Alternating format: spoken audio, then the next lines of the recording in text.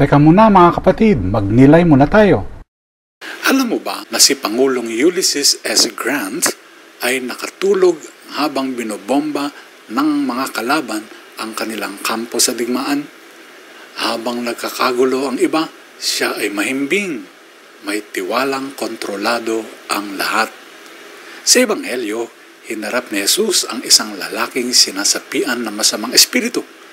Sa isang salita lamang, ito ay pinalayas. Ipinakikita ang kapangyarihan niya. Sa sulat ni San Pablo sa mga taga-Tesalonika, hinimok tayong huwag matulog sa espiritu kung hindi maging gising at mapagmatyag. May pananampalataya, pag-ibig at pag-asa. Hindi tulad ng pagtulog ni Grant, ang espiritual na antok ay mapanganib. Ang kasamaan ay hindi natutulog.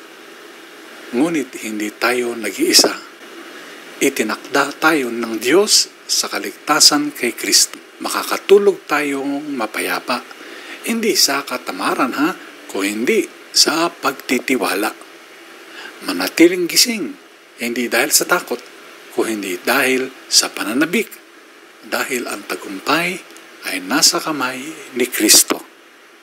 Pagnilayan po natin ito. Amen.